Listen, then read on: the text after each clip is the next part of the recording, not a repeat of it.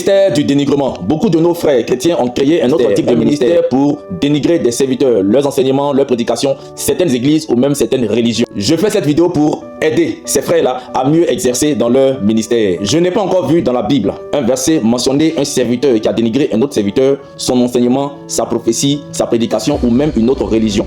La Bible demande de faire attention aux faux prophètes, aux faux enseignements, aux faux enseignants, sans mentionner de nom de ministère ou encore d'église. Et même il a été demandé de ne pas rejeter toute prophétie. On prend le cas de l'apôtre Paul qui rencontre Jésus en acte 9.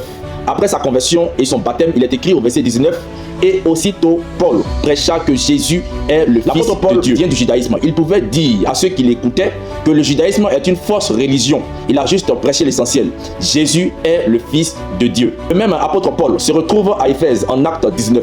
Il rencontre 12 disciples qui ont été formés par Apollos. Il leur demande: est-ce que vous avez reçu le Saint-Esprit? Les disciples répondent à Paul: nous n'avons jamais entendu parler du Saint-Esprit. L'apôtre Paul pouvait se baser dessus pour leur dire: Apollos est un faux serviteur de Dieu. Il ne sait pas enseigner la parole. Comment prêcher Jésus sans parler du Saint-Esprit? L'apôtre Paul a juste baptisé ses disciples au nom de Jésus, leur a imposé les mains pour qu'ils puissent recevoir le Saint-Esprit. L'apôtre Paul pense complémentarité et non opposition. Les chrétiens de Corinthe ont commencé à créer une division au sein de l'église de Corinthe. Certains se taxaient d'être d'Apollos, d'autres de Céphas, d'autres de Paul. Paul les a recadrés en 1 Corinthiens 3 à partir du verset 4 à 6. Il dit: si moi Paul j'ai semé et que Apollos a arrosé, c'est Dieu qui fait croître. Paul pouvait encore se baser dessus pour dire que Apollos est un faux enseignant. Il n'enseigne pas qu'il faut recevoir le Saint-Esprit. Paul pense complémentarité et non opposition. Bref, si tu penses que tu as ce que les autres n'ont pas dans le corps du Christ, il faut apporter au lieu de critiquer.